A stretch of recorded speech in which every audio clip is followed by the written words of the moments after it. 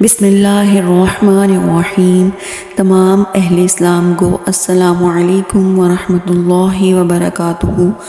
امید ہے کہ آپ سب لوگ خیریت سے ہوں گے۔ آج کی ہماری ویڈیو کا جو ٹاپک ہے وہ طالوت کی بادشاہی کے بارے میں ہے۔ اس کے بارے میں ہم جانیں گے کہ وہ کس طرح سے بادشاہ بنے۔ ایک غریب آدمی کو اللہ تعالیٰ نے کس طرح سے بادشاہت عطا فرمائی، ہم اس کے بارے میں جانیں گے، اور اس ویڈیو کو اینڈ تک لازمی دیکھیے گا۔ اللہ تعالیٰ میرے اور آپ کے علم میں اضافہ فرمائے، آمین۔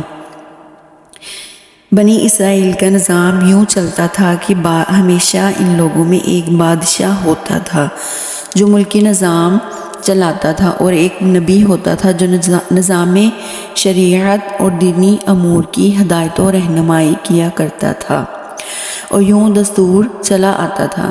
بادشاہی یہود ابن یعقوب علیہ السلام کے خاندان میں رہتی تھی، اور نبوت لاوی بن یعقوب علیہ السلام کے خاندان کا ترہ امتیاز تھا۔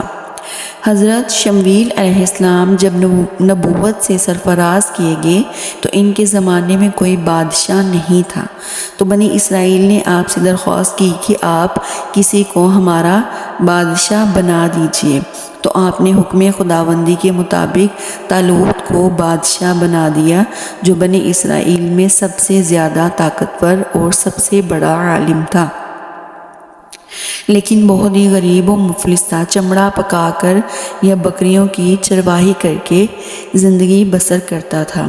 اس پر بنی اسرائیل کو اعتراض ہوا کہ طالوت شاہی خاندان سے نہیں بلکہ لہٰذا یہ کیوں کر اور کیسے ہمارا بادشاہ ہو سکتا ہے؟ اس سے زیادہ تو بادشاہت کے حقدار ہم لوگ ہیں، کیونکہ ہم لوگ شاہی خاندان سے ہیں۔ پھر طالوت کے پاس کچھ زیادہ مال بھی نہیں ہے، ایک غریب مفلس انسان بلا تخت شاہی کے لائق کیوں کر ہو سکتا ہے؟ بنی اسرائیل کے ان اعتراض کا جواب دیتے ہوئے حضرت شمویل علیہ السلام نے یہ تقریر فرمائی کہ قرآن پاک میں اس کا ترجمہ کچھ اس طرح سے ہے، فرمایا اسے اللہ نے تم پر چن لیا اور اسے علم اور جسم میں کشادگی زیادہ دی، اور اللہ اپنے ملک جسے چاہے دے، اور اللہ وسعت والا علم والا ہے۔ اور ان سے ان کے نبی نے فرمایا اس کی بادشاہی کی نشانی یہ ہے کہ آئے تمہارے پاس تابوت جس میں تمہارے رب کی طرف سے دلوں کا چین ہے۔ چنانچہ تھوڑی ہی دیر کے بعد 4 فرشتے صندوق لے کر آ گئے اور صندوق کو حضرت شمویل علیہ السلام کے پاس رکھ دیا۔ یہ دیکھ کر تمام بنی اسرائیل نے طالوت کی بادشاہی کو تسلیم کر لیا، اور آپ نے بادشاہ بنا کر نہ صرف انتظام ملکی سنبھالا بلکہ بنی اسرائیل کی فوج بھرتی کر کے قوم عمالقہ کے کفار سے جہاد بھی فرمایا۔ اللہ تعالیٰ نے اس واقعے کا قرآن مجید میں فرماتے ہوئے ارشاد فرمایا، جس کا ترجمہ یہ ہے، اور ان سے ان کے نبی نے فرمایا کہ بے شک اللہ نے طالوت کو تمہارے لیے بادشاہ بنا کر بھیجا ہے۔ بولے اسے ہم پر بادشاہی کیوں کر دی، اور ہم اس سے زیادہ سلطنت کے مستحق ہیں، اور اسے مال میں بھی وسعت نہیں دی گئی۔ فرمایا اسے اللہ نے تم پر چن لیا اور اسے علم اور جسم میں کشادگی زیادہ دی، اور اللہ اپنے ملک جسے چاہے دے، اور اللہ وسعت والا علم والا ہے بے شک۔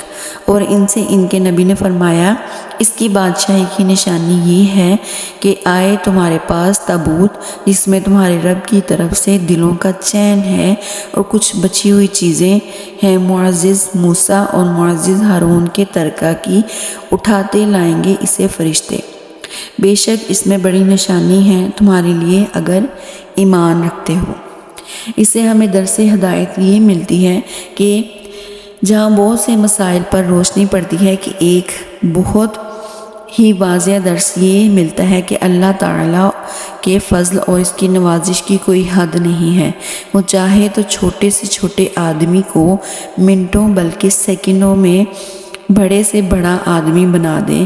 دیکھ لو حضرت طالوت ایک بہت ہی کم درجے کے آدمی تھے، اور اتنے مفلس تھے کہ وہ چمڑے کو دبا کر یا روزی حاصل کرتے تھے، یا پھر بکریاں چرا کر اس کی اجرت سے گزارا کرتے تھے، مگر لمحہ بھر میں اللہ تعالیٰ نے انہیں صاحب تخت و تاج بنا کر بادشاہ بنا دیا۔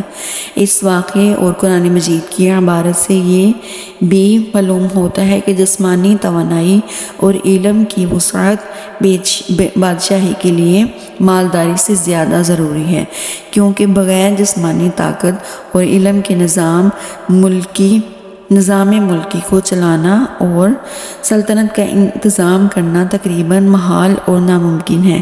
اس سے ظاہر ہوا کہ علم کا درجہ مال سے زیادہ بلند تر ہے۔ بے شک اللہ تعالیٰ ہمیں دین کو صحیح سے سمجھنے کی توفیق عطا فرمائے، اور اللہ تعالیٰ ہم سب پہ اپنی رحمتیں عطا فرمائے، ہم سب کو صحت والی زندگی دے، آمین یا رب العالمین۔